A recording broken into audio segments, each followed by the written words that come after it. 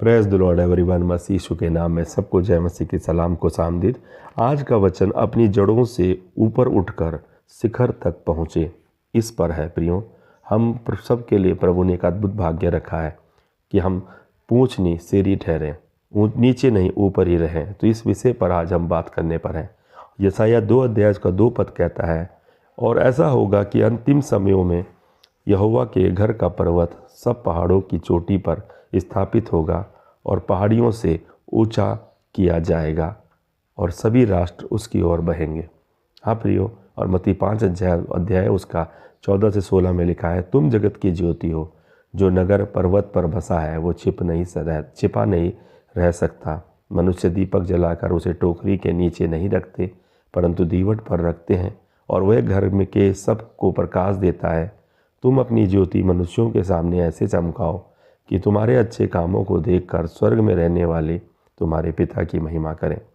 प्रियो, हमने अभी जिन 2 पदों को पढ़ा उनमें सबसे महत्वपूर्ण बात यह है कि परमेश्वर चाहता है कि आप सर्वोच्च स्थान पर रहें। परमेश्वर के बच्चे के लिए सर्वोच्च स्थान केवल एक इच्छा मात्र नहीं है, बल्कि इसे स्वीकार करना और इसके लिए प्रयास करना एक कर्तव्य है।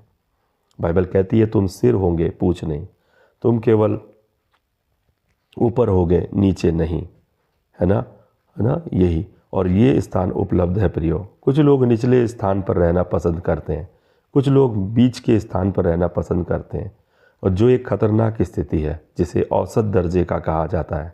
लेकिन सर्वोच्च स्थान भी होता है सबसे ऊंचा, और आप एक शीर्ष व्यवसायी या निम्न दर्जे के व्यवसायी हो सकते हैं। एक शीर्ष स्थल पे बैठे हुए पढ़ाने वाले एजुकेटेड आदमी हो सकते हैं और निम्न स्तर के भी हो सकते हैं, एक औसत दर्जे के भी हो सकते हैं। परंतु आप ना तो शीर्ष हो और ना निम्न हो और बीच में है, तो ये एक अच्छी बात नहीं है। सबसे महत्वपूर्ण बात यह है कि परमेश्वर चाहता है कि आप इसे स्वीकार करें और इसका अनुसरण करें। लेकिन एक समस्या है, इसकी जड़ें।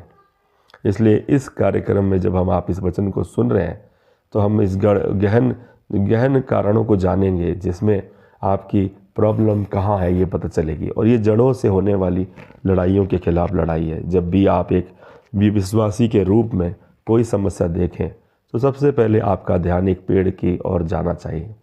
एक पेड़ में जड़ होती है, तना होती है, शाखाएँ होती हैं और पत्तियाँ होती हैं और फूल होते हैं। हमारी समस्याओं की जड़ या तो अज्ञात है या समाधान नहीं हुआ। पिछले हफ्ते से हम जो वचन सुना रहे हैं इस बारे में मैं आपसे बात कर रहा हूँ। एक महिला मुझसे बात कर रही थी, वो 37 साल की उम्र में है और उसे पता चला कि उसका जो पिता है वो असली पिता नहीं है, और जिसे वो अपना पिता समझ रही थी वो उसका अपना पिता नहीं है। और यही समस्याओं के पीछे की जड़ थी। ये सब कैसे हुआ? जब उसने अपनी समस्या की जड़ जानने के लिए प्रार्थना करना शुरू किया, तो उसने खुद से ये सवाल पूछना शुरू किया, क्यों प्रार्थना स्थल पर प्रार्थना करते समय ही उसका फ़ोन बज उठता है? और फ़ोन पर उसकी माँ थी, और उसने कहा, मैंने तुम्हें ठेस पहुँचाई है, मुझे तुमसे कुछ कहना है। तुम्हारा जन्म इसी तरह हुआ था और इसलिए प्रार्थना जारी रखो, प्रभु तुम्हें मुक्ति देंगे। और उसे पता नहीं था कि यही उसकी समस्या की जड़ थी। तो हमारी समस्याओं के साथ यही समस्या है कि कभी कभी हम जड़ को संबोधित करना नहीं चाहते, या हम जड़ को संबोधित करने में या पहचानने में विफल हो जाते हैं। मुक्ति दिलाने में यही समस्या है। जो आत्माएं गहराई से जड़ नहीं जमाती वे आसानी से निकल जाती हैं, और छुटकारा देने वाला, प्रार्थना करने वाला व्यक्ति यीशु के नाम से उन्हें कहता है, निकल जा, और वो निकल जाती हैं, है ना, वे निकल भी जाती हैं। लेकिन जो आत्माएं गहराई से जड़ जमा चुकी हैं, वो यीशु के नाम पर निकल जाओ का आदेश सुनकर भी उस व्यक्ति से सवाल करेंगी, क्यों, क्या तुम वहाँ थे जब उन्होंने उसे मुझे सौंपा था? और मैं नहीं जा रहा हूँ, ऐसा बोलता है वो दुष्ट आत्मा। इसलिए मुक्तिदाता, जो भी छुटकारा दिलाने वाला व्यक्ति है, प्रार्थना करने वाला व्यक्ति है, उस आत्मा से संघर्ष करना उसका शुरू हो जाता है, क्योंकि वो आत्मा गहराई से जड़ जमा चुकी है। और जब प्रार्थनाएं एक निश्चित स्तर तक पहुँचती हैं तो लोगों के जीवन में छिपी हुई बातें सामने आ जाती हैं। तब आपको पता चलेगा कि मनुष्य वास्तव में केवल घमंड कर रहे हैं, और ये सब व्यर्थता ही पर व्यर्थता है, और सब कुछ व्यर्थ है। और ये एक गंभीर समस्या है। मैंने कई सभ्य महिलाओं को देखा, उनमें से एक जो है यूनाइटेड किंगडम से आई थी और उन्हें पति नहीं मिल रहा था, काम भी ठीक नहीं चल रहा था और बहुत ही शानदार अंग्रेजी बोल रही थी, देखने में भी बहुत सभ्य लग रही थी। लेकिन जब प्रार्थना का समय आया तो वो सिर के बल चलने लगी और अपना सिर लटकाने से रोकने के लिए उसे हम कोशिश करने लगे।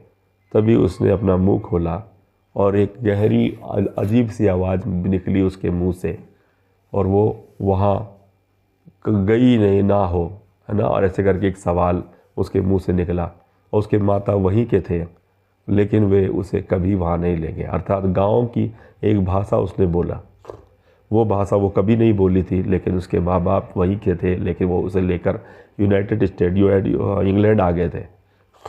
लेकिन ये आत्मा, जो गांव की आत्मा, इस लड़की को परेशान कर रही थी, है ना। और लेकिन जब प्रार्थना का फल मिला तो आत्माओं ने प्रतिक्रिया दी, तुम हमारे जीवन में क्यों दखल दे रही हो, मैं वहाँ बहुत समय से हूँ, ऐसा बोलने लगी वो आत्मा उसके अंदर से।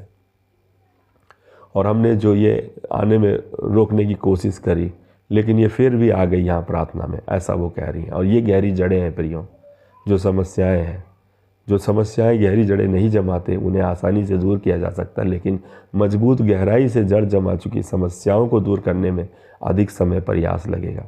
सबसे जिद्दी, आक्रामक और दृढ़ निश्चयी लोगों को अन्य विश्वासियों की मदद की आवश्यकता हो सकती है।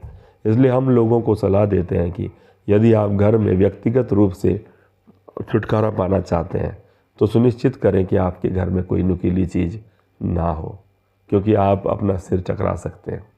और आज सुबह जब मैं प्रार्थना में आपके लिए वचन बना रहा हूँ या आपको बोल रहा हूँ, तो एक महिला की गवाही आई जो कनाडा की है। वह घर पर किताब लेकर प्रार्थना कर रही थी और वह अपने पेट पर हाथ फेर रही थी और उसे उल्टी आने लगी और अनजाने में जो खाया था उसने वो बाहर निकल गया। सुनिए, इंसान के दो पेट होते हैं। एक पेट तो प्रजनन का होता है जिसमें बच्चे पैदा होते हैं, और एक खाने का होता है। तो इसका एक भौतिक पेट भी होता है और इसी प्रकार से आत्मिक पहलू भी इसका होता है। सपने में दुश्मन जो भोजन आपको लोगों को खिलाता है वो भौतिक पेट में नहीं जाता, वो आत्मिक पेट में जमा होता है, और ये वहाँ 70 साल, 60 साल, 50 साल तक भी जमा रह सकता है, जिससे व्यक्ति परेशान होता रहता है। जब तक आप मामले की जड़ तक नहीं पहुँचते, ये नहीं होता। जब तक आप मामले की जड़ तक नहीं पहुँचते और ये नहीं कहते मेरी समस्या अस्वास्थ्यकर उपभोग है, और आप इसका समाधान करना शुरू नहीं करते, तब तक समस्या आपका पीछा नहीं छोड़ती। हाँ प्रियो, कुछ जिद्दी समस्याएं लोगों को मुक्ति पाने, बाहरी सहायता लेने के लिए मजबूर करती है। हम जो है यहाँ पर प्रार्थना कर रहे हैं कि 3 स्तर में कैसे इन आत्माओं की गहरी जड़ें होती हैं। हाँ प्रियो, जब तक हम समस्या की जड़ का पता नहीं लगा लेते तब तक हम मुसीबत में हैं। जब हम जड़ का पता लगा लेते हैं लेकिन उसे जड़ से उखाड़ फेंकने का सही तरीका नहीं जानते, तब भी हम मुसीबत में हैं। दुर्भाग्य से दुश्मन ने कई लोगों के जीवन में ठोस समस्याएं की एक मजबूत नींव खड़ी कर दी है। हाँ, कई बार लोग समस्याओं के 10 फल, पत्ते और शाखाएं तने पर हमला करते हैं, लेकिन जड़ें वही हैं। जड़ें कहती है कि हम अभी वही हैं और आपने बाकी सब काट दिया है, लेकिन हम अभी वही हैं। और क्योंकि आप पत्ते, शाखाएं, तना काट रहे हैं, इससे कुछ राहत तो मिलेगी, लेकिन जड़ तो वहीं रहेगी। फिर जड़ नए सिरे से बढ़ने लगती है। तो प्रियो, आज मैं यहाँ पर किसी के लिए तो प्रार्थना कर रहा हूँ, जो लोग सुन रहे हैं, कोई भी गहरी जड़ वाली समस्या जो आपके भाग्य को परेशान कर रही है, यीशु के नाम में जब 7 बार आप आमीन बोलें, वो हमेशा के लिए नष्ट हो जाए। यीशु के नाम में आमीन, आमीन, आमीन, आमीन, आमीन, आमीन। इसलिए किसी भी समस्या के अंतिम समाधान के मूल सिद्धांत बहुत ज़रूरी है। मैं स्कूल में एक कहानी पढ़ रहा था। कुछ लोग, एक देश के लोग गए वहाँ और उन्होंने एक जो है दुकान में एक चीज़ देखी कि एक बल्ब से पानी बह रहा है। तो वो ख़रीद के ले आए, लेकिन जिस बल्ब से पानी निकल रहा था उसके सोते को लाना भूल गए। तो इसी तरीके से वो बल्ब लगाया तो सही, लेकिन बल्ब से पानी नहीं आया। तो मकड़ी को मारने से मकड़ी के जाले भी नहीं रहते। अतः जड़ पौधे का वो महत्वपूर्ण भाग है जहाँ से अगर जड़ी सूख जाए तो फिर पौधा नहीं बढ़ेगा। ये पौधे को करता क्या है, देखो ये पौधे को क्या करता है, जड़ करता क्या है, पौधे को मजबूती से ज़मीन में बांध के रखता है। इस प्रकार ये सुनिश्चित करता है कि समस्या बनी रहे। हाँ प्रियो, समस्याओं का जो पौधा आपके जीवन में, चाहे बीमारी के रूप में, असफलता के रूप में, कमजोरी दुर्बलता के रूप में है, तो ये उसकी जो जड़ है वो हमेशा ये बनी रहती है, तो वो आपके जीवन में समस्या जड़ पकड़ के रहती है। ये पौधे में पानी, खनिज, लवण और पोषक तत्वों को पौधे में भेजता है। जड़ का ये काम है, इसलिए इस जड़ को सुखाना जरूरी है। कुछ मामले में जड़ जो है भंडारण का काम भी करती है ना। जड़ का उपयोग पौधे को बढ़ाने के लिए भी किया जाता है ना। और आप बुराई का पेड़ है तो बुराई के पौधे में ये जड़ बुराई को बढ़ाने के लिए मदद करती है। और आपकी जड़ें ये तय करती हैं कि आपके जीवन रूपी वृक्ष में क्या होगा। इसलिए इस मुक्ति का आह्वान आपको करना पड़ेगा। और मैं यहाँ प्रार्थना कर रहा हूँ कि सभी धूर्त आत्माएं जो स्वयं को इस प्रकार छुपाती हैं कि आपको पता भी ना चल सके कि वे यहाँ वहाँ हैं, तो और वे आपकी जानकारी के बिना आपके जीवन में घुसपैठ कर चुकी हैं, यस्सु के नाम में नाश हो जाए, नाश हो जाए, नाश हो जाए। आमीन। ऊंचा आशीष आपकी। तो इस समय आमीन बोल सकते हैं। जैसे कि हमारे विषय में कहा गया है कि अपनी जड़ों से ऊपर उठो। मैंने आज जिस विषय में मैं बता रहा हूँ, तो अपनी जड़ों के बारे में बात कर लो और अब उससे ऊपर उठने की बात करो। बल के बिना ऊपर नहीं उठा जा सकता, उसके लिए आपको ताकत की ज़रूरत है। आप नीचे गिर गए कोई दिक्कत नहीं, लेकिन आपको उठने के लिए बल की ज़रूरत है। और यही सिद्धांत है कि बल की योजना है। जब हम उनके सिद्धांतों का पालन करते हैं तभी हम उसके उत्पादों का लाभ उठा सकते हैं जो परमेश्वर हमें देता है। परमेश्वर की योजना है कि उसके बच्चे जिस भी क्षेत्र में हो उसमें सर्वोच्च स्थान प्राप्त करें। यही पवित्र शास्त्र का संदेश भी है। बाइबल चाहती है कि आप शीर्ष पर रहें, चाहे उसका अर्थ कुछ भी हो। जब हम शीर्ष कहते हैं तो इसका अर्थ है अधिकतम स्तर पर, सबसे ऊपरी स्तर पर, शानदार स्तर पर, उच्च स्तर पर, चैंपियन स्तर पर, शाही स्तर पर, अद्वितीय स्तर पर। आप भले ही इस देश को भ्रष्ट करें, लेकिन है ना, अपने देश को बोल सकते हैं कि भ्रष्टाचार है, तो भी जो 400 में से 400 नंबर लाएगा वही श्रेष्ठ कहलाएगा। ऐसे लोगों को प्रवेश के लिए संघर्ष नहीं करना पड़ता। संघर्ष तो तब शुरू होता है जब आप बीच में कहीं फंस जाते हैं। तो इसलिए शीर्ष भाग वह है स्तर है जहाँ पर आपके साथ कोई चीटिंग नहीं कर सकता, और ये उच्चतम स्तर है। मसीह में आपका सर्वोत्तम स्तर है। यीशु मसीह द्वारा आपको आवंटित की गई प्रतिज्ञा की वो भूमि है जिसको कोई बदल नहीं सकता। वह स्थान जहाँ आपका जीवन परमेश्वर के राज्य को अधिकतम महिमा और सर्वोच्च लाभ पहुँचाएगा। वो स्तर जहाँ आपकी गतिविधि दूसरों को प्रेरणा देती है, उन पर सकारात्मक प्रभाव डालती है। ये वह स्थान है जहाँ आप दया, अनुग्रह, कृपा, शक्ति, धार्मिकता की प्रचुर वर्षा का आनंद लेते हैं। एक ऐसा स्तर जहाँ आपका जीवन ताजगी, फलदायकता के दौर में प्रवेश करता है। एक ऐसा संसार जब आप ईश्वर की कृपा से परिपूर्ण होते हैं।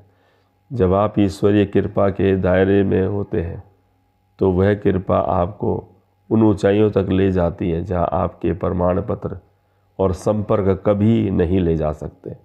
कृपा को आपकी योग्यता से कोई लेना देना नहीं होता। खुले दरवाजे का क्षेत्र है, और एक ऐसा क्षेत्र है जहाँ आपके लिए सब कुछ बिना किसी मेहनत के सुचारू रूप से चल रहा होता है। आपके सपनों का स्वर्ग। मुझे कई साल पहले का वो चर्च याद है जहाँ मैं जाता था।